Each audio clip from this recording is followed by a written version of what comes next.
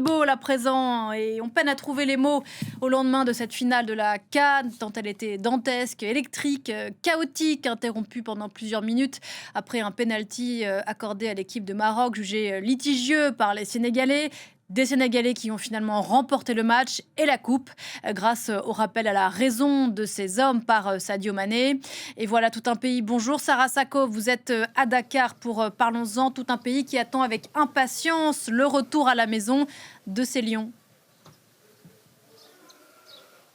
Oui, bien sûr, ils sont attendus, ces lions, par tout un pays. Alors, vous le voyez peut-être derrière moi, Dakar s'est réveillé déserte quasiment ce matin. À peine quelques personnes autour des kiosques de petit déjeuner, aux arrêts de bus, parce que les gens se sont couchés très tard, vous vous en doutez. Le président a décrété cette journée fériée pour leur permettre de récupérer avant justement le retour des lions et la suite des célébrations. Hier soir, scène de liesse de partout dans la capitale, dans tous les quartiers. Les gens étaient dans les rues, dansaient, chantaient, s'époumonaient. Beaucoup ont dû perdre leur voix.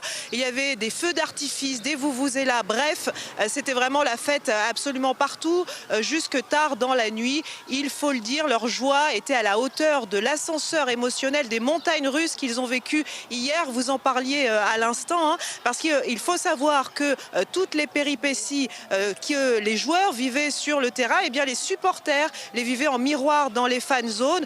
Par exemple, lorsque les joueurs sont sortis quelques minutes du terrain en protestation par rapport à cette décision d'arbitrage, à ce penalty accordé aux Marocains, eh bien, les supporters commençaient également à quitter les fan zones au cri de c'est fini, c'est injuste. Bref, ils étaient vraiment désespérés.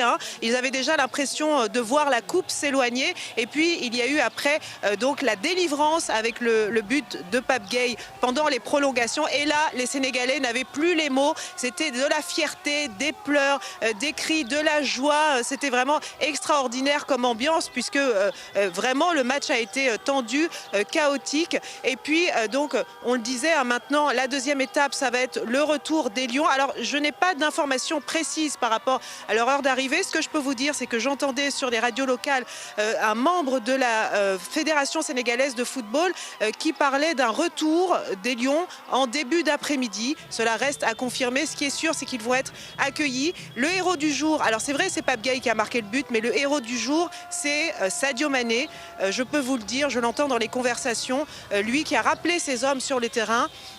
Lui qui est vraiment le symbole de cette victoire, de cette deuxième victoire à la CAN du Sénégal. Il va être accueilli comme un messie dans son pays, ainsi que les autres joueurs, évidemment. C'est donc une trêve que se calme avant la tempête et le retour des Lions, on l'espère, cet après-midi. Sadio Mané, dont c'était la dernière CAN. Merci beaucoup Sarah Sako et bon courage à vous pour ces heures de fête au Sénégal. Des moments heureux, bien sûr, à suivre en direct sur France 24. On se retrouve juste après ça.